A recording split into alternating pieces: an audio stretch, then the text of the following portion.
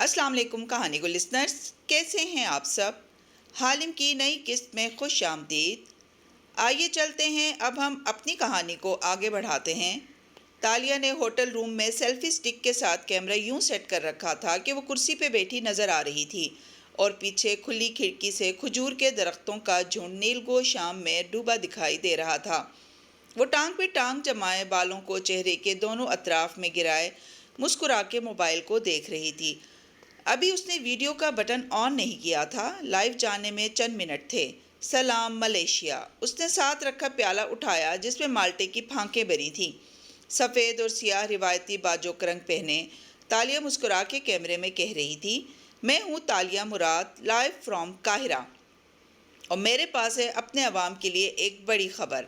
माल्टे की फांक मुंह में डाली और मुस्कुरा के चबाते हुए वक्फ दिया। वीडियोस के व्यूज़ हर लम्हे के साथ बढ़ते जा रहे थे। मैं उसी क्रूज़ पे सफ़र कर रही थी जिस पे नीलोफर बख्त सफ़र कर रही थी, और इस सफ़र के दौरान उनके एक नाराज़ में टीम मेंबर ने मुझसे रब्ता किया और गैस उन्होंने मुझे क्या भेजा। गोद में माल्टे की फांकों का प्याला रखे उसने मेज़ से प्रिंटेड कागजात का दस्ता उठाया और स्क्रीन के सामने किया। नीलोफर की किताब का अनएडिटेड मुसवदा। आप इसका इंतसाब और चैप्टर्स की फ़हरिस्त देख सकते हैं। उसने पहले सफ़ात कैमरे में दिखाए, फिर मुसवदा नीचे रखा और मुस्कुरा के बात जारी रखी। मैंने चंद घंटे ज़ाया करके इस मुसवदे को पढ़ा है और मुझे ये बताते हुए शर्म महसूस हो रही है कि मेरे मुल्क की एक औरत ने अपनी बेटी के साथ ये एक्स रेटेड किताब लिखी है और ख़ुद मेरे बारे में भी एक बाब तहरीर किया है। खैर, मुझ पे जो इल्ज़ामात उन्होंने लगाने थे लगा दिए, मगर दातोसरी अब्दुर्रहमान। तालिया ने अफसोस से सर झटका। मैं इस आदमी को पसंद नहीं करती, मैं बिल्कुल भी उनके ख़ानदान की इज्जत नहीं करती, मगर वो आदमी मर चुका है नीलोफर साहिबा। उसके बारे में इतने बड़े बड़े झूठ और इल्ज़ामात लगाते हुए आपको खुदा का खौफ नहीं आया। एक्चुअली मैं आपको बताती हूँ कि उन्होंने दातोसरी पे क्या इल्ज़ाम लगाए हैं। बल्कि वो रुकी, मैं अपने अवाम के मुफाद में ये किताब मुफ्त में आपसे शेयर करने के लिए तैयार हूँ, मगर कल वापस केल जाके। और हाँ, अगर मुझे रास्ते में कुछ हो गया तो उसकी ज़िम्मेदार नीलोफर बख्त होंगी। सो केल वालों, तैयार हो इस बुक ऑफ द सेंचुरी के बारे में जानने के लिए, जिस पे मेरी वजह से आपको $10 नहीं खर्च करने पड़ेंगे। कल मिलते हैं, बाय। मुस्कुरा के आगे झुकी और वीडियो बंद की। अब वो तसल्ली से बैठी माल्टे की फांकें मुंह में डाल रही थी। 1, 2, 5, छठी फांक पे मोबाइल बजने लगा। वो जानती थी पहली कॉल मोहित की आएगी। तालिया, कल 8 बजे प्राइम टाइम तुम और मैं इंटरव्यू कर रहे हैं। पहला इंटरव्यू मैं तुम्हारा करूंगा और मैं इनकार नहीं सुनूंगा। वह थल फथल सांसों के दरमियान कह रहा था। तालिया ने मुस्कुरा के 7वीं फांक मुंह में डाली। वो तो मैं कर लूँगी, लेकिन तुम्हें मुझे मेरी मनपसंद कीमत भी देनी होगी। मैं तुम्हें बेहतरीन रॉयल्टी दूंगा। चंद मिनट के भाव ताव के बाद फ़ोन बंद हुआ तो दूसरी कॉल आने लगी, फिर तीसरी और चौथी। श्योर, कल 10 बजे मैं आपके शो में आऊँगी सिल्वा, लेकिन मुझे जो रकम चाहिए कल नहीं, परसों शाम 6 बजे वाला सिल्वर मैं आपको दे सकती हूँ रवि, और जो रकम मैं टेक्स्ट कर रही हूँ वो मेरे अकाउंट में पहुँच जानी चाहिए। नहीं, इससे नीचे एक रंगट नहीं। मैं आपके शो में बुक ऑफ द सेंचुरी को डिस्कस करने जा रही हूँ, इतने पैसे मेरा हक हैं। दरमियान में दूसरा फ़ोन बजने लगा तो तालिया ने गहरी सांस ली और एंकर की कॉल काटी। फिर वो कॉल उठाई जिसका उसे इंतज़ार था। यांग दी बरहमत, कैसी हैं आप? वो चहकी थी। तालिया, तुम क्या कर रही हो? सोफिया गुस्से से कांपती आवाज़ में गुर्राई थी।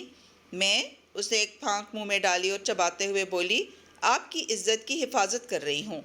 इस किताब को लीक करके? या अल्लाह, मैंने तुम्हें किताब रोकने का कहा था। नहीं, चबाते हुए सर दाएं से बाएं झलाया। आपने कहा था कि नीलोफर को इस किताब से पैसे नहीं बनाने चाहिए हैं। ये नहीं कहा था कि तालिया मुराद इससे पैसे नहीं बना सकती। मैं, आपने कहा था कि दातोसरी बदनाम ना हो तो नहीं होंगे।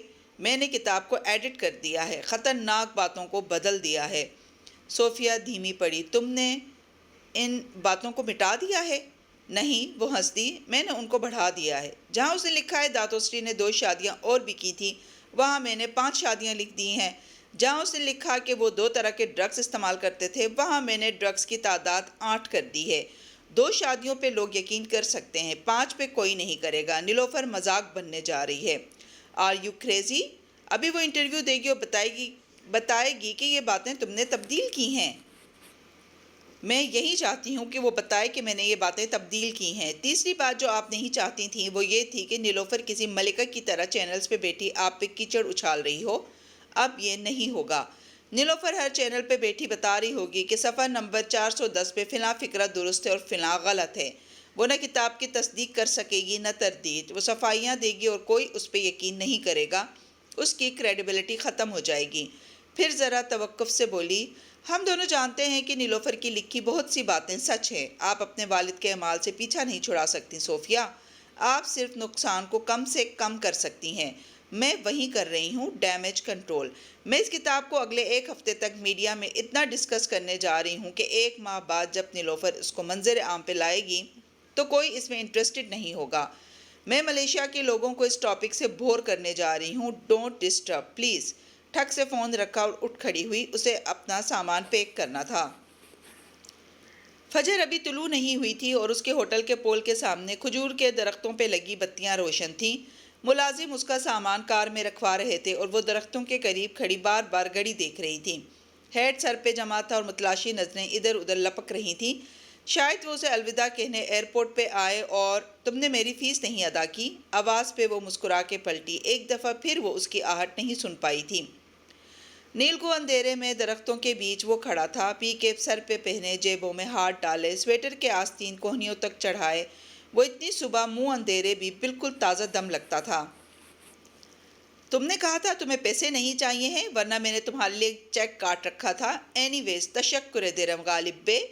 وہ چھوٹے چھوٹے قدم اٹھاتی اس کے سامنے آ کھڑی ہوئی۔ ٹھنڈی ہوا چل رہی تھی اور سردی بڑھ گئی تھی۔ وہ کچھ کہنے لگا مگر ویلے تالیہ کا سامان اٹھانے آ رہا تھا۔ تمہاری ویڈیو کافی مشہور ہوئی ہے۔ وہ آگے بڑھا اور اس کے بیگز باری باری اٹھا کے ویلے کو دینے لگا۔ ہونی ہی تھی، البتہ نیلوفر نے فی الحال چپ سادھ لی ہے۔ میں وہ شوق میں ہے۔ اس کے کینیڈا اور میرے کیل پہنچنے تک ہم دونوں کے انٹرویوز کی میراتھن شروع ہونے والی ہے۔ گیم از آن۔ اگر وہ تمہیں اس کتاب چوری کے لیے سو کرے تو؟ مگر میں نے کیا کیا ہے؟ اس نے معصومیت سے پلکیں جھپکائیں۔ میں تو سوشل ایکٹیوسٹ ہوں، سورس کا نام مخفی رکھ کے کچھ بھی منظر عام پہ لا سکتی ہوں، جیسے سارے رپورٹرز کرے ہیں۔ اور اگر اس نے تم پہ الزام لگایا کہ تم نے اسے زینب بن کے دھوکہ دیا ہے تو اسے لوگوں کے سامنے اعتراف کرنا پڑے گا کہ اس نے صرف ای میل پہ نہ صرف کسی کو پورا مسودہ دے دیا بلکہ شادی کا جوڑا بیگ میں لیے ترکی بھی پہنچ گئی۔ مجھے فراڈ ثابت کرنے کے لیے اسے خود کو بیوقوف ثابت کرنا پڑے گا۔ میرا خیال ہے کہ وہ کہے گی تم نے مسودہ ہیک کروایا ہے، اور ہیک وہ ثابت نہیں کر سکتی۔ مجھے سو کرنے کے لیے اس کے پاس پیسے نہیں ہیں۔ نیلوفر کی سب سے بڑی طاقت وہ کتاب تھی اور وہ میں اس سے لے چکی ہوں۔ ویسے تم نے اسے ترکی کیوں بھیجا تھا؟ تم اس کے مصر میں ہوتے ہوئے بھی یہ ویڈیو اپلوڈ کر سکتی تھی۔ وہ جیسے یہ سوال کب سے پوچھنا چاہتا تھا۔ فاتح کے لیے۔ اس نے فاتح کو ان کے بچوں کے سامنے بے عزت کرنے کے لیے بہت حد تک آمیز الفاظ کتاب میں لکھے تھے۔ ایک دوسرے ملک کے ایئرپورٹ پہ اپنی بیٹی کے ساتھ خوف اور بے بسی کا مزہ اسے بھی چکھانا تھا۔ انتقام ویسے بھی جتنا ٹھنڈا ہو اتنا اچھا ہوتا ہے۔ تمہیں لگا میں نے اس کے ساتھ کچھ زیادہ کر دیا؟ اوہ، مجھے کوئی پرابلم نہیں ہے۔ دوسروں کی عزت کو اپنے ہاتھ میں سمجھنے والوں کے ساتھ فائنل شو ڈاؤن کرنا مجھے ویسے ہی بہت پسند ہے۔ وہ کھلے دل سے مسکرایا تھا۔ پھر جیسے کچھ یاد آیا، تم نے مجھے 3 احرام والے ہیروں کا قصہ نہیں سنایا۔ تالیہ کی مسکراہٹ گہری ہوئی۔ تم جاننا چاہتے تھے نا کہ میں نے وہ کیسے چرائے تھے؟ ذرا توقف سے بولی، مگر میں نے وہ چرائے ہی نہیں تھے۔ مجھے یہ بھی نہیں معلوم کہ وہ واردات کس نے کی تھی۔ اس کی مسکراہٹ غائب ہوئی، ابرو استعجاب میں اٹھے۔ مگر تم نے کہا تھا۔ میں نے کہا تھا کہ اس بارے میں آخر میں بتاؤں گی، یہ نہیں کہا تھا کہ وہ میرا کام تھا۔ سوری۔ مسکراہٹ دبا کے کندھے پھر سے اچکائے۔ وہ چند لمحے ماتھے پہ بل ڈالے اسے دیکھتا رہا، پھر افسوس سے گہری سانس لی۔ نو آفینس، لیکن تم واقعی اتنی بڑی واردات کر بھی نہیں سکتی تھی۔ کیوں نہ میں تمہیں ایک اور کہانی سناؤں؟ پلکیں جھپکا کے معصومیت سے کہا۔ تمہاری کمزوری میں نے ڈھونڈ لی ہے۔ اچھا؟ وہ طنز سے مسکرایا اور دونوں ابرو اٹھائے۔ میں جان گئی ہوں کہ تم اپنی فیملی کا ذکر کیوں نہیں کرتے، کیونکہ تم مجھ پہ یا اپنے کسی ورک پارٹنر پہ کبھی بھی بھروسہ نہیں کر سکتے۔ کب کون بک جائے کسی کو نہیں معلوم۔ مگر میں نے سوچا کہ تم اپنی بیوی یا ماں باپ، بہن بھائی، ان سب کو اتنا مخفی کیوں رکھتے ہو؟ اور تب مجھے خیال آیا کہ تمہاری فیملی میں صرف یہی لوگ نہیں ہوں گے، بلکہ وہ اس کے چہرے کو غور سے پڑھتے ہوئے کہہ رہی تھی، بلکہ کوئی ایسا بھی ہے جس کے لیے تم خوفزدہ رہتے ہو۔ اس طرح کے کاموں میں تمہیں سب سے زیادہ خطرہ صرف ایک وجود کے لیے رہتا ہے۔ نیم اندھیر درختوں میں اس کی آواز سرگوشی میں بدل گئی تھی۔ یو ہیو اے چائلڈ، وہ اس کے چہرے سے نظریں ہٹائے بغیر کہہ رہی تھی۔ بیٹا یا شاید بیٹی، وہ جو بہت معصوم اور کم عمر ہے اور اس کے لیے تم ڈرتے ہو، اسی لیے میں چاہوں بھی تو تمہاری فیملی کا پتہ نہیں لگا سکتی ہے نا؟ وہ بے تاثر چہرے سے اسے دیکھ رہا تھا۔ اس کی بات ختم ہوئی تو تالیہ نے دیکھا اس نے دانت سے نچلا لب کاٹا تھا۔ جب وہ بولا تو لہجہ سرد تھا۔ فی الحال تم ان کیکس کی فکر کرو تالیہ، جو کوئی تمہارے نام سے بیچتا ہے تمہارے خلاف کوئی سازش کر رہا ہے، اور ایسی سازشوں پہ ملک کے وزیر اعظم بھی بچانے نہیں آیا کرتے۔ اس کے سرد اور روکھے انداز پہ وہ مسکرا کے کندھے جھٹکتی، بیگ لیے آگے بڑھی اور جاتے جاتے فکرہ اچھالا، تمہیں کیسے پتا ان سازشوں کے بارے میں؟ وہ چند قدم آگے بڑھ گئی تھی جب اس نے اندھیر درختوں کے جھنڈ سے اس کی آواز سنی۔ کیوں تالیہ، تم کتابیں نہیں پڑھتی کیا؟ ان الفاظ پہ وہ پتھر کا بت بن گئی۔ قدم وہیں ثبت ہو گئے اور چند لمحے کے لیے دل دھڑکنا بھول گیا۔ پھر وہ تیزی سے گھومی۔ تمہیں کیسے پتا یہ فکرہ؟ جو الفاظ لبوں پہ ٹوٹ گئے۔ درختوں کا جھنڈ ویران تھا، وہاں کوئی نہ تھا، سایہ تک نہیں۔ کسی خیال کے تحت اس نے اپنے ہینڈ بیگ کے کھلے دہانے میں ہاتھ ڈالا۔ پہلے خانے میں رکھا چیک بھی غائب تھا۔ وہ اپنی فیس اپنے طریقے سے لے چکا تھا۔ اس نے کہا تھا کہ اسے پیسے نہیں چاہیے ہیں، مگر اس نے یہ بھی کہا تھا کہ آئی لائی فار اے لیونگ۔ وہ پول کے کنارے تنہا کھڑی تھی، جہاں سکندر جامنی اندھیرے میں غائب ہو چکا تھا، ایسے جیسے وہ کبھی اس کی کہانی میں آیا ہی نہ ہو۔ تالیہ نے ایک تھکی ہوئی گہری سانس اندر کھینچی اور آگے بڑھ گئی۔ اس کو ایئرپورٹ پہنچنا تھا۔ پردھانا پترا ملیشیا کے دارالحکومت پترا جایا کی ایک سبز گنبد والی پرشک وسیع عمارت ہے، جس کے اندر وزیر اعظم کا آفس موجود ہے۔ آفس میں بھوری لکڑی کا کام نمایاں نظر آتا ہے۔ وہاں ایک بڑی ٹیبل کے پیچھے صوفیہ رحمان ٹیک لگائے براجمان تھی، اور اس کی پشت پہ دیوار گیر بک شیلف بنے تھے جو گہری بھوری لکڑی کے تھے۔ اتنے کھلے کھلے سے آفس کو گہرے رنگوں نے تنگ سا بنا رکھا تھا۔ دیوار پہ نصب ٹی وی روشن تھا اور ٹیک لگا کے بیٹھی صوفیہ چینل پہ چینل بدل رہی تھی۔ ایک چینل پہ تالیہ مراد اسٹوڈیو میں بیٹھی نظر آتی تھی، ٹانگ پہ ٹانگ جمائے وہ مصنوعی غصے سے کہہ رہی تھی، ٹھیک ہے میں صوفیہ رحمان کی مخالف ہوں، مگر فوت ہو جانے والوں کا احترام انسانیت کے زمرے میں آتا ہے۔ صفحہ نمبر 312 پہ نیلوفر داتوسری کے بارے میں لکھتی ہیں کہ وہ نفسیاتی مریض تھے اور یہ دوائیں استعمال کرتے تھے۔ مجھے بتائیں ایک آدمی نفسیاتی مریض ہونے کے ساتھ 2 دفعہ ملک کا وزیر اعظم کیسے رہ سکتا ہے؟ وہ تعجب سے کہہ رہی تھی۔ احمقانہ الزامات، انتہائی احمقانہ۔ اینکر افسوس سے سر جھٹک رہا تھا۔ صوفیہ نے چینل بدلا۔ نیلوفر ایک دوسرے شو میں بیٹھی تھی، کرسی پہ آگے ہو کے دونوں ہاتھ اٹھا اٹھا کے وہ کہہ رہی تھی، دیکھیں میری کتاب میں تبدیلیاں کی گئی ہیں، اس کو ہیک کیا گیا ہے۔ آپ یہ کہہ رہی ہیں کہ یہ کتاب جھوٹ ہے جو تالیہ مراد منظر عام پہ لائی ہے؟ میں یہ کہہ رہی ہوں کہ داتوسری ڈرگ ایڈکٹ اور نفسیاتی مریض نہیں تھے۔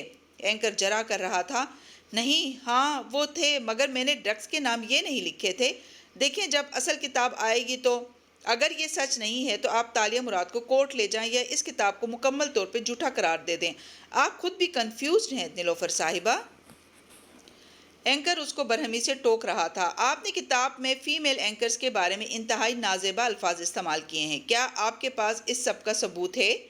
اور نیلوفر کو سمجھ نہیں آ رہا تھا کہ وہ کیا کہے۔ کتاب میں خواتین اینکرز کے نام تالیہ نے بدل دیے تھے۔ ان سب کو ایسے نہیں ہونا تھا جیسے ہو رہا تھا۔ صوفیہ نے سرخ بٹن دبایا تو ٹی وی اسکرین بجھ گئی۔ وہ سوچتی نظروں سے دیوار کو دیکھنے لگی۔ تبھی سامنے بیٹھا دولت کھنکھارا، اس کی ناک پہ ابھی تک بینڈیج لگا تھا۔ یانگ دی برہمت، تالیہ نے ڈیل پوری نہیں کی، اس نے کتاب روکنے کے بجائے شائع کر دی ہے۔ اس لیے ہمیں ڈیل پوری کرنے کی ضرورت نہیں ہے، ہم اس کی سابقہ چوریوں کی بنیاد پہ اس کو گرفتار کر سکتے ہیں۔ وہ آگے کو ہوا کہہ رہا تھا۔ صوفیہ نے مسکارا لگی آنکھوں کا رخ اس کی طرف موڑا۔ سفید سکارف کے حالے میں اس کا چہرہ پرسوچ نظر آتا تھا۔ یعنی ہم اس کو عوام کے سامنے چور ثابت کریں تاکہ نیلوفر کا دعویٰ سچ ہو جائے کہ تالیہ نے اس کی کتاب چرائی ہے، اور اسے فراڈ ثابت کریں تاکہ وہ میرے باپ کے حق میں جو باتیں کہہ رہی ہے وہ معتبر نہ رہیں۔ لیکن وہ ان ساری حساس باتوں کو بڑھا چڑھا کے بیان کر رہی ہے۔ مگر کیا لوگ ان پچکانہ الزامات پہ یقین کر رہے ہیں دولت؟ صوفیہ نے ابرو اٹھائی۔ نہیں میم، دولت کی آواز ہلکی ہوئی۔ لوگ نیلوفر کا مذاق اڑا رہے ہیں اور یقین نہیں کر رہے وہ رسوا ہو کے رہ گئی ہے، مگر تالیہ اس سب سے فائدہ اٹھا رہی ہے۔ وہ انٹرویوز سے پیسے کما رہی ہے، وہ سارے میڈیا پہ چھائی ہوئی ہے۔ وہ ایک اسکامر ہے میم، ہم اس کو یوں آزاد نہیں چھوڑ سکتے۔ ہم ڈپارٹمنٹ کے لیے کیا مثال سیٹ کر رہے ہیں؟ تمہیں یاد ہے مجھے سب سے زیادہ ڈر کس بات کا تھا دولت؟ کرسی کے پشت سے ٹیک لگائے صوفیہ نے لمحے بھر کو آنکھیں بند کی کہ وہ عورت میرے باپ پہ کیچڑ اچھالے گی اور مجھے اس کو جواب دینا پڑے گا۔ میں نے آج تک پبلک میں اس کو جواب نہیں دیا، مجھے اپنے مقام سے اتر کے اس کی باتوں کو گریز کرنا پڑے گا۔ صوفیہ ورسز نیلوفر، یہ میرے لیے بھیانک خواب تھا۔ اس نے آنکھیں کھولی اور طمانینت سے مسکرائی۔ مگر مجھے ایک لفظ نہیں کہنا پڑ رہا، میری پارٹی کو سوائے افسوس کے اظہار کے زبان نہیں ہلانی پڑی۔ ہمیں تو پتہ ہی نہیں ہے کہ کیا ہو رہا ہے۔ پچھلے 4 دن سے میڈیا پہ صرف تالیہ ورسز نیلوفر چل رہا ہے۔ اسے چلنے دو دولت، یہ میرے حق میں جا رہا ہے۔ یہ تالیہ مراد کا کانفیڈینشیل سرکاری پارڈن ہے، وہ اپنے تمام جرائم سے آزاد ہے۔ تمہارا ڈپارٹمنٹ اس کے خلاف تمام چارجز ڈراپ کر کے اس کو فل امیونٹی دینے کا پابند ہے۔ جو آپ کا حکم ہو میم۔ دولت نے ناخوشی سے کہتے معافی نامہ اٹھا لیا۔ اس کے پاس اب اس کو سرکاری دستاویز میں بدلنے کے سوا کوئی چارہ نہ تھا۔ حالم کا بنگلہ بہت عرصے بعد آباد سا لگتا تھا۔ لاؤنج کے پردے ہٹے تھے اور سرما کی دھوپ پوری آزادی سے اندر آ رہی تھی۔ بڑے صوفے پہ کسی شہزادی کی تمکنت سے گھر کی مالکن بیٹھی تھی، ٹانگ پہ ٹانگ جمائے، گہرے نیلے اور سبز رنگ کے باجوک رنگ پہ ملبوس وہ مسکرا کے سامنے بیٹھے دولت کو دیکھ رہی تھی۔ دولت چند کاغذات اس کی میز پہ رکھ رہا تھا اور تالیہ نے اس امر کو یقینی بنایا تھا کہ وہ اس کی انگلی کی سرخ یاقوت والی انگوٹھی اور کانوں میں پہنے ہیرے بار بار دیکھے۔ تو اب میں آزاد ہوں؟ انگلی کان کے ٹاپس پہ پھیرتے ہوئے شہزادی نے پلکیں جھپکا کے پوچھا۔ سامنے بیٹھے دولت نے سنجیدگی سے اسے دیکھا۔ وہ بھورے سوٹ میں ملبوس تھا اور آگے کو ہو کے بیٹھا تھا۔ چہرے کے تاثرات میں ضبط کا عنصر نمایاں تھا۔ جی چیتالیہ، آپ آزاد ہیں۔ گو کہ آپ کا طریقہ کافی غلط تھا، مگر پردھان منتری نے آپ پہ رحم کھاتے ہوئے اپنا وعدہ پورا کیا ہے۔ ایک بات پوچھوں؟ معصومیت سے استفسار کیا۔ جی۔ آپ کی ناک کیسی ہے؟ ہلکا سا مسکرائی۔ آپ کی مالی حالت کی طرح ہر دن کے ساتھ بہتر ہو رہی ہے۔ اس نے اطراف پہ تنزیہ نگاہ ڈالی۔ آپ میری حلال کی کمائی سے رشک محسوس کر رہے ہیں دولت صاحب؟ اسی سادگی سے پلکیں جھپکائیں۔ میری چھٹیز کہتی ہے کہ سب عارضی ہے چیتالیہ۔ وہ پہلی دفعہ مسکرایا تھا۔ اس کی زیرک نگاہیں تالیہ کے اندر تک جھانک رہی تھیں۔ ایک بات یاد رکھیے گا، آپ کا معافی نامہ آج کی تاریخ سے پہلے تک کے تمام جرائم کو کور کر رہا ہے۔ آج کے بعد آپ کے ہر عمل پہ میری نظر ہوگی۔ آپ ذرا سا پھسلنا بھی افورڈ نہیں کر سکتی۔ آپ کو کیوں لگتا ہے کہ میں پھسلوں گی؟ وہ کھڑکی سے آتی سنہری روشنی کے حالے میں بیٹھی تھی۔ دھوپ اتنی تیز تھی کہ اس کی آنکھیں چندیا رہی تھیں اور اسے دولت کو دیکھنے کے لیے ماتھے پہ ہاتھ کا چھجا بنانا پڑ رہا تھا۔ وہ سائے میں نظر آ رہا تھا، تیز روشنی اس کی پشت پہ تھی، اس لیے وہ کھڑا ہوا تو اس کے چہرے کے تاثرات دھندلانے لگے۔ کیونکہ میں ایک بات جانتا ہوں، پرانی عادتیں نئے ارادوں سے پختہ ہوتی ہیں۔ آپ کو سیدھے دروازوں کی عادت نہیں ہے، آپ کے قدم خود بخود چور راستوں کی طرف اٹھتے ہیں۔ آپ جتنی کوشش کر لیں اپنے اصل سے پیچھا نہیں چھڑا سکتی۔ آپ کی زبان جھوٹ کی عادی ہے، آپ کے ہاتھ نقب لگانے میں ماہر ہو چکے ہیں۔ جلد یا بدیر آپ کے سامنے دوبارہ سے وہی ترغیبات آئیں گی، خواہش کے ہاتھوں یا خوف سے مجبور ہو کے آپ کے قدم آپ کو ایک دفعہ پھر اسی راستے پہ لے جائیں گے۔ آپ کی انگلیاں ممنوعہ تالوں کی طرف بڑھیں گی اور آپ سوچے سمجھے بغیر ان کو کھولنا چاہیں گی۔ میں اس وقت کا انتظار کروں گا، وہ تنبیہ کے انداز میں کہتا پلٹا تھا۔ آپ کیوں چاہتے ہیں کہ میں ایمانداری سے اپنی زندگی نہ شروع کروں؟ آپ مجھے فیل ہوتے کیوں دیکھنا چاہتے ہیں؟ تالیہ کی مسکراہٹ غائب ہو چکی تھی، وہ چپتی آنکھوں سے اسے جاتے دیکھ رہی تھی۔ دروازے کی طرف بڑھتے بڑھتے وہ رکا اور مڑ کے اسے دیکھا۔ اب وہ روشنی اور اندھیرے کے کھیل سے دور تھا، اس لیے اس کا چہرہ چھاؤں میں تھا اور کرخت تاثرات واضح تھے۔ میں نے ساری زندگی پہلے پولیس اور پھر انٹیلیجنس سروس میں ایمانداری سے اپنے ملک کی خدمت کی ہے۔ میں نے آپ سے بڑے بڑے کرمنلز کو جیل میں ڈالا ہے۔ میں کبھی بھی کرمنلز کے ساتھ ڈیلز کرنے اور ان کو امیونٹی دینے کے حق میں نہیں ہوں۔ اوپر سے آئے احکام کے باعث میں مجبور تھا، مگر ایسی ڈیلز لا انفورسمنٹ کو ہمیشہ ناخوش رکھتی ہیں۔ میں ناخوش ہوں، میرا ڈپارٹمنٹ ناخوش ہے اور ہم سب آپ سے دوبارہ کسی دوسرے حال میں ملنے کے منتظر رہیں گے۔ چیتالیہ سر کو جنبش دے کر سلام کیا اور باہر نکل گیا۔ تالیہ نے گہری سانس خارج کی۔ وہ کبھی دوبارہ اس آدمی کو نہیں دیکھنا چاہتی تھی اور یقیناً اس کی کوئی وجہ بھی نہیں بنے گی۔ وہ غلط کہہ رہا تھا، تالیہ کبھی دوبارہ کوئی جرم نہیں کرے گی۔ اس نے اپنا عزم خود سے دہرایا تھا۔ کے ایل کے اس متوسط طبقے کے علاقے میں بنا وہ گھر اور اس کا باغیچہ سرما کی دھوپ سے خوب روشن نظر آ رہا تھا۔ گھاس پہ کرسی ڈالے بیٹھا ایڈم سورج کی جانب کمر کیے ہوئے تھا۔ وہ گھٹنوں پہ جرنل جمائے قلم سے اس پہ کچھ لکھتا پھر کاٹتا۔ اس کے بال ماتھے پہ بکھرے تھے اور شیو ذرا بڑھی ہوئی تھی۔ یوں لگتا تھا وہ شدید مضمحل اور اداس ہے۔ تمہارے چوزے کہاں گئے؟ آواز عقب سے آئی تھی۔ ایڈم کا قلم تھاما ہاتھ منجمد ہو گیا۔ اس آواز نے سرما کی دھوپ کو ایک دم مزید سنہرا کر دیا تھا۔ وہ بے یقینی سے اٹھا اور پلٹا۔ گھاس پہ وہ اس کے سامنے کھڑی تھی، اسکرٹ پہ سفید منی کوٹ پہنے، سفید ہیٹ سر پہ ترچھا جمائے وہ مسکرا رہی تھی۔ ایک دم سارے کیل کو اس کی رہنائی واپس مل گئی تھی۔ تالیہ واپس آ گئی تھی۔ وہ چند لمحے دم سادے کھڑا اسے دیکھے گیا۔ کسی کو ایک دم یوں دیکھ لینے سے دل اس طرح بھی سنبھل جاتا ہے، اسے پہلی دفعہ معلوم ہوا تھا۔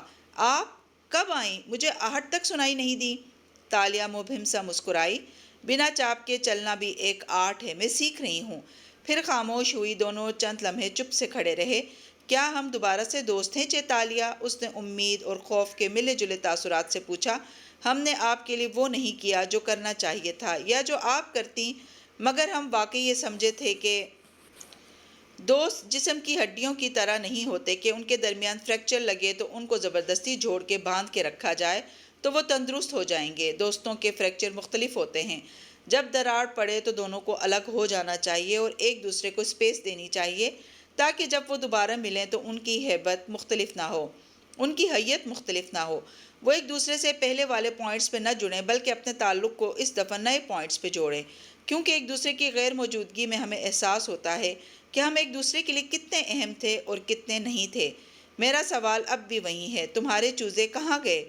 ہیٹ والی لڑکی کی مسکراہٹ سادہ تھی۔ وہ پرانی باتوں کو دہرانا نہیں چاہتی تھی۔ ایڈم نے گہری سانس لی۔ ان کو ایک ظالم بلی نے مار ڈالا۔ اوہ، آئی ایم سوری۔ اس کی مسکراہٹ غائب ہوئی۔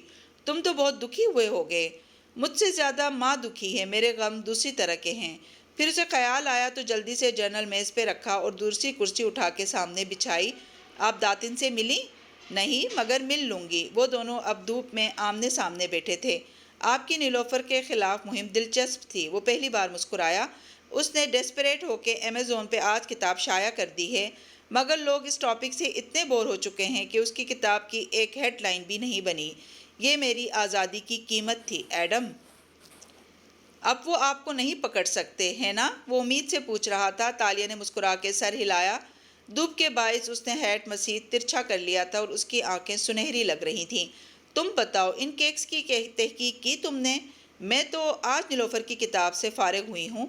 جی، میں جتنی تحقیق کر سکتا تھا کر چکا ہوں۔ آپ کے نام پہ نیشنل بینک میں ایک نیا اکاؤنٹ کھلا ہے اور اس کے جاری کردہ کریڈٹ کارڈ سے کیک خرید کے روز بھیجے جاتے ہیں۔ آپ کے خیال میں یہ کون کر سکتا ہے؟ اسرا۔ تالیہ کو یقین تھا۔ مجھے نہیں معلوم کیسے اور کیوں، مگر صرف وہی میری دشمن ہے۔ اب آپ کیا کریں گی؟ وہ فکر مند تھا۔ تالیہ کے پاس ہمیشہ پلان ہوتا ہے۔ وہ مسکرا دی تو ایڈم نے گہری سانس لی اور موبائل پہ ایک فائل کھول کے اسکرین اس کے سامنے کی۔ اس کے بارے میں آپ کی کیا رائے ہے؟ میں یہ فائلز تمہاری ای میل میں دیکھ چکی ہوں ایڈم۔ تم نے اس آف شور کمپنی کے بارے میں فاتح سے دریافت کیا؟ جی، اور وہ اس کے بارے میں کچھ نہیں جانتے۔ پھر وہ سچ کہہ رہے ہوں گے، لیکن تمہاری تسلی کے لیے میں ان سے خود بات کروں گی۔ آپ کے پاس 4 دن ہیں چیتالیہ، کیونکہ اس کے بعد میں اس فائل کو اپنی کتاب میں چھاپنے پہ مجبور ہوں گا۔ تالیہ کے ابرو اکھٹے ہوئے۔ تم کیسے اسے چھاپ سکتے ہو جبکہ وان فاتح اس کمپنی سے انکاری ہیں؟ میں نے جن لوگوں کی آف شور کمپنیز پہلے منکشف کی تھیں ان سے ان کا اقرار یا انکار نہیں مانگا تھا۔ ان میں سے کوئی ایک بھی اشاعت کے بعد تردید کے لیے نہیں آیا۔ اگر وان فاتح کے پاس کوئی ثبوت ہے اور وہ اس کے اشاعت کے بعد لے آئیں تو میں اگلے ایڈیشن سے ان کا نام خارج کر دوں گا۔ وہ تمہیں کورٹ لے جائیں گے ایڈم۔ میری فائل ثبوتوں کے ساتھ ہے۔ ان کے پاس جو ثبوت کورٹ کے لیے ہیں وہ مجھے ابھی دکھا دیں۔ وہ فیصلہ کر چکا تھا، اسے انصاف کرنا تھا۔ سب دولت چھپانے والوں کے ساتھ ایک ہی برتاؤ کرنا تھا۔ میں ان سے بات کروں گی۔ وہ اٹھ کھڑی ہوئی تو وہ بھی بے اختیار ساتھ ہی اٹھا۔ ایک دم سے دھوپ میں اداسیاں گھل گئی تھیں۔ لیکن تم میری آخری بات سنے بغیر ان کا نام کتاب میں نہیں ڈالو گے، ٹھیک؟ وہ اب بھی اسی کا دفاع کر رہی تھی۔ ساری ناراضیاں، رنجشیں ایک طرف، وہ اب بھی اپنے لیڈر کو تحفظ دے رہی تھی۔ ایڈم اداسی سے مسکرایا۔ اگر آپ اس فائل کو جعلی ثابت کر دیں تو میں بہت خوشی سے اسے اپنے مسودے سے خارج کر دوں گا۔ آپ کے پاس 4 دن ہیں۔ تالیہ نے پرس اٹھاتے ہوئے ایک آزردہ نظر اس کے جرنل پہ ڈالی۔ یہ اس کتاب کا مسودہ تھا جو وان فاتح کا سیاسی کیریئر داغدار کر سکتی تھی۔ ایک دفعہ پھر ان تینوں کی زندگیاں ایک کتاب سے متاثر ہونے جا رہی تھیں۔ وان فاتح کی رہائش گاہ پہ سپہر اتر رہی تھی جب تالیہ نے اپنی کار باہر کھڑی کی، ہیٹ اتار کے فرنٹ سیٹ پہ رکھا، بال پونی میں جکڑے اور کوٹ کی شکنیں درست کرتی باہر نکلی۔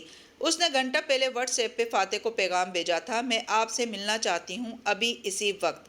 ایک مان سا تھا کہ وہ فوراً اس کے لیے وقت نکال لے گا۔ وہ جو اس کے پیچھے اس کے گھر آتا تھا، جو اس کے لیے خط لکھتا تھا، جو اس سے ای میلز میں پوچھتا تھا کہ وہ کب آئے گی، وہ اس کے لیے وقت ضرور نکالے گا۔ اس کا جواب 2 منٹ کے اندر موصول ہوا تھا، میں گھر پہ ہوں، ابھی آ جاؤ۔ اس کے دل کی حالت تب سے عجیب سی تھی۔ وہ گیٹ تک پہنچ گئی تھی مگر عجیب ہیجان میں مبتلا تھی۔ کیا پہلے کہنا تھا؟ گلہ، شکوہ، رکھائی کا اظہار، اور کیا نہیں کہنا تھا؟ کیا وہ بنگارایا ملاو کا ذکر کرے گا؟ کیا اس کو کچھ یاد آیا ہوگا؟ وہ اتنے دن بعد اس سے ملنے جا رہی تھی، دل عجیب سا ہو رہا تھا۔ گارڈز نے اسے دیکھتے ہی دروازہ کھول دیا۔ بٹلر اسے خوش آمدید کہتا سیدھا اندر لے آیا۔ فاتح صاحب نے مجھے بلایا تھا، اس نے خواہ وضاحت دی۔ بٹلر سر ہلا کے اسے سیڑھیوں کی طرف لے آیا۔ آپ اوپر اسٹڈی میں بیٹھے، میں ان کو بھیجتا ہوں۔ وہ ریلنگ پہ ہاتھ رکھے زینے چڑھنے لگی۔ ان سیڑھیوں، ان دیواروں کے درمیان وہ کتنی دفعہ آئی تھی؟ اسرا کی دوست سے لے کر فاتح کی چیف آف سٹاف تک کا سفر اس نے کیسے طے کیا تھا؟ یوں لگتا تھا زمانے بیت گئے ہوں۔ اسٹڈی سرد تھی، حالانکہ موسم میں ٹھنڈ واجبی سی تھی۔ وہ چپ چاپ کرسی پہ جا بیٹھی اور مقابل رکھی خالی بھوری سیٹ کو دیکھتے ہوئے جملے ترتیب دینے لگی۔ وہ وہاں کیوں آئی تھی؟ وہ خود بھی فیصلہ نہیں کر پا رہی تھی۔ دروازہ کھلا اور بند ہوا، وہ نہیں پلٹی۔ پھر اس نے کنکھیوں سے نوارت کو میز کے ایک طرف سے گزر کے اپنے سامنے آتے دیکھا تو وہ چونک کے اٹھی۔ اسرا؟ تعجب سے ابرو اٹھائے۔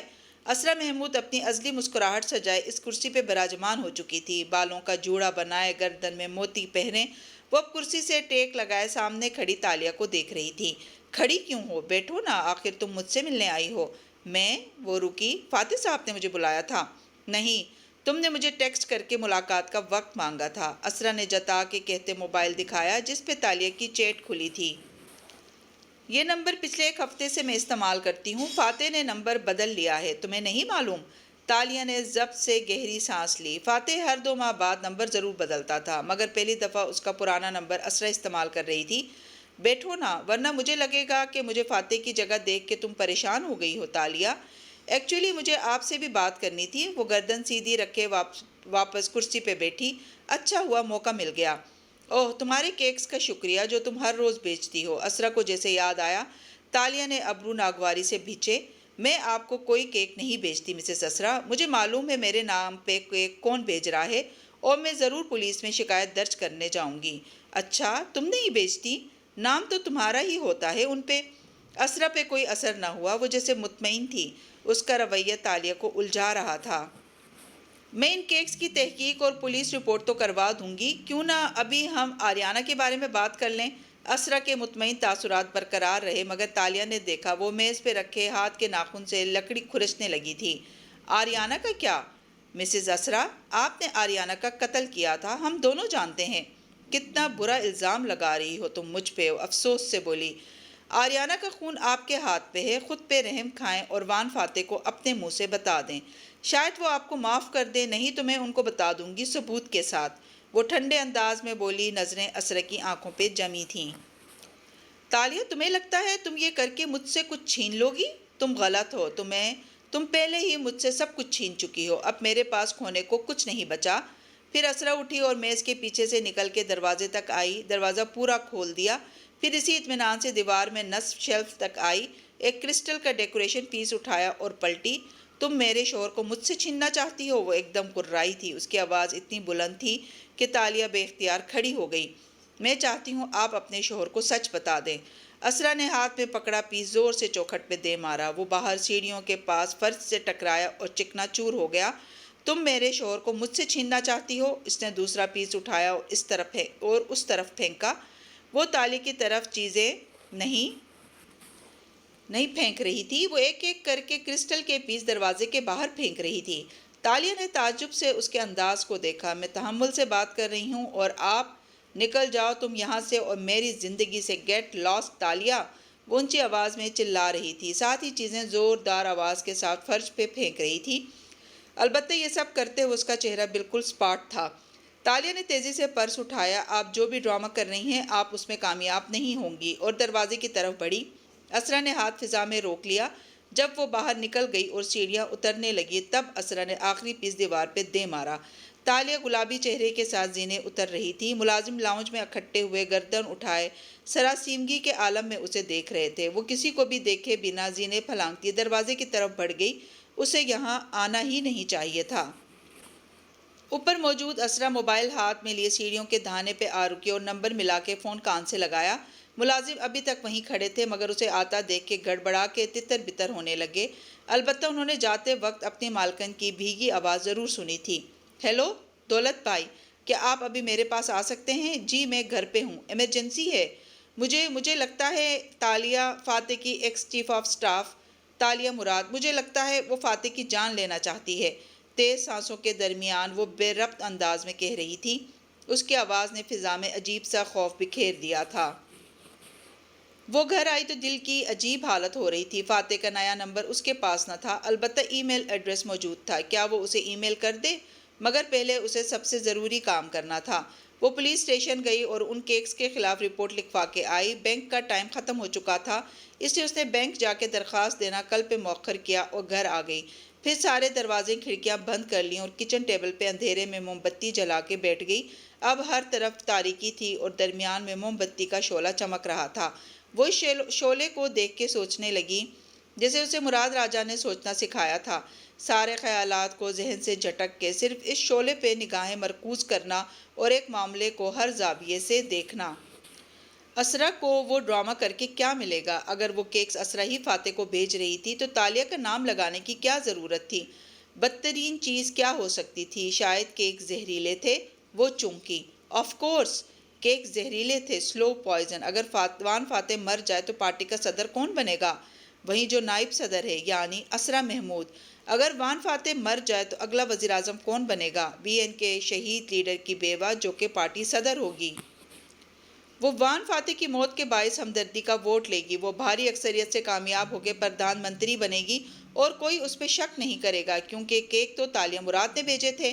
اس نے ماتھے کو چھوا۔ تالیہ جیل جائے گی، فاتح قبر میں، اور اسرا وزیر اعظم کی کرسی پہ براجمان ہوں گی۔ پلان واضح تھا۔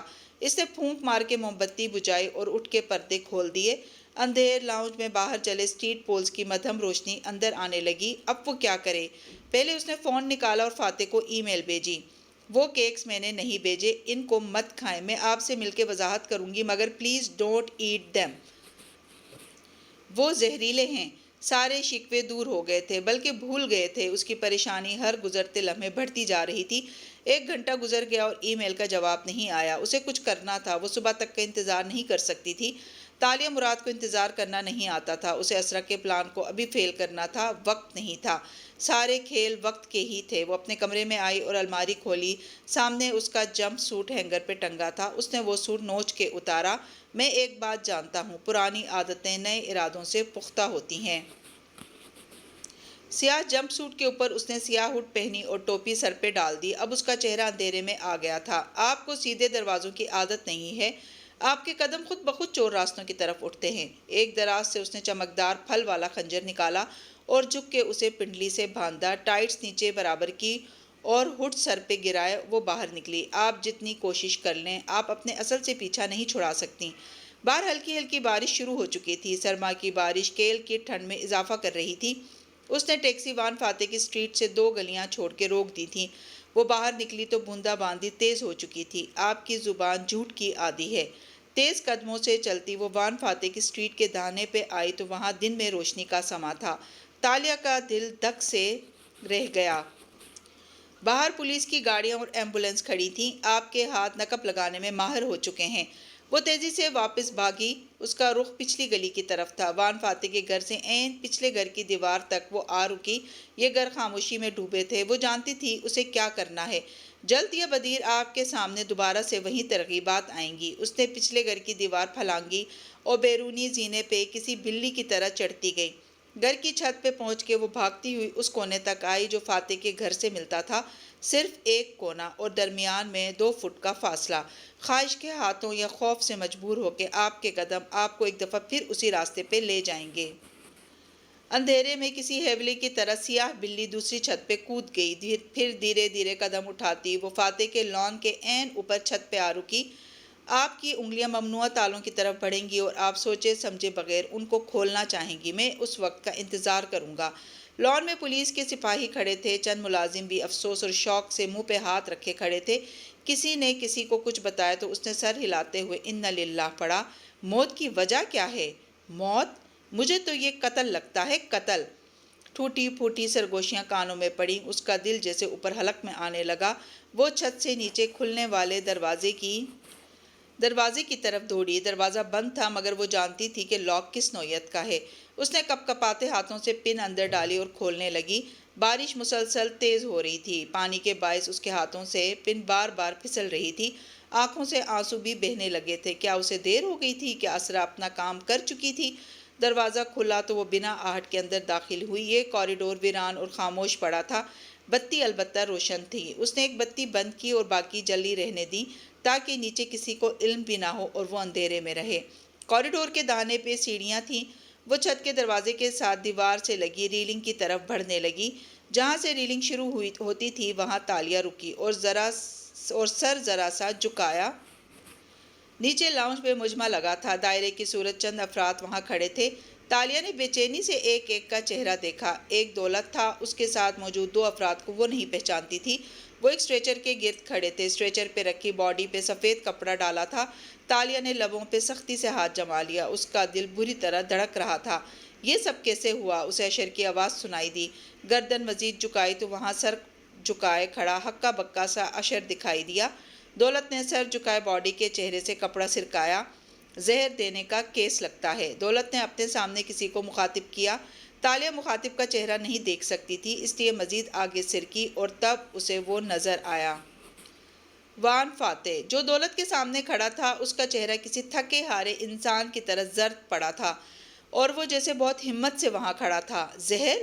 فاتح نے بوئیں بیچے ضبط سے دہرایا۔ اسی اثنا میں دولت نے ناش کے چہرے سے کپڑا الٹ دیا۔ ان کے چہرے سے یہی لگتا ہے کہ مسز اسرا کو کسی نے زہر دے کر مارا ہے۔ تالیہ کا لبوں پہ جمع ہاتھ بے یقینی سے نیچے جا گرا، وہ بالکل سن رہ گئی تھی۔ نیلاہٹ مائل سفید چہرے اور بند آنکھوں والی اسرا کی نظر اسٹریچر پہ بے سدھ پڑی تھی۔ کاکا کے ساتھ کون کر سکتا ہے یہ؟ اشر کا سر دونوں ہاتھوں میں گرا تھا۔ ایک ہی نام ذہن میں آتا ہے، دولت نے حتمی لہجے میں کہا تھا۔ ملازم کا کہنا ہے کہ مسز اسرا نے صبح ایک چاکلیٹ کیک کھایا تھا، کیا آپ کو معلوم ہے وہ کس نے بھیجا تھا؟ اشر نے چونک کے سر اٹھایا۔ کیک؟ وہ تو شاید تالیہ بھیجتی تھی۔ بالکل، اور مسز اسرا کو شک تھا کہ وہ وان فاتح کو مارنا چاہتی ہیں، مگر وہ غلط تھیں۔ تالیہ کا پلان وہ نہیں تھا جو میں سمجھا تھا۔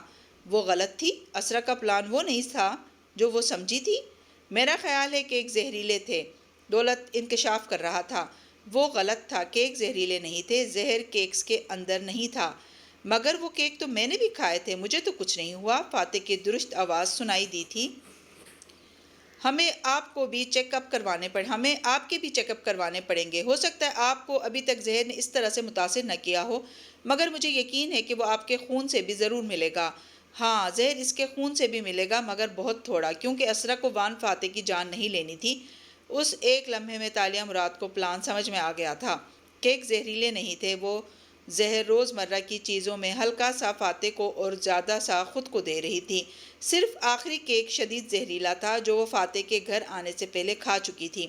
اس کے بچوں نے کبھی کیک نہیں چکھے تھے، اس لیے ان کے خون سے زہر نہیں ملے گا۔ وہ اپنے بچوں کو کیک نہیں چکھنے دیتی تھی، اس لیے نہیں کہ کیکس میں زہر تھا۔ وہ زہریلی چیز یوں سامنے کبھی نہیں رکھے گی، بلکہ اس لیے کہ جب بچوں کے خون سے آرسینک کے اثرات نہ ملیں تو اس کی وجہ سب کو یہی لگے کہ بچوں نے کیک نہیں کھائے تھے۔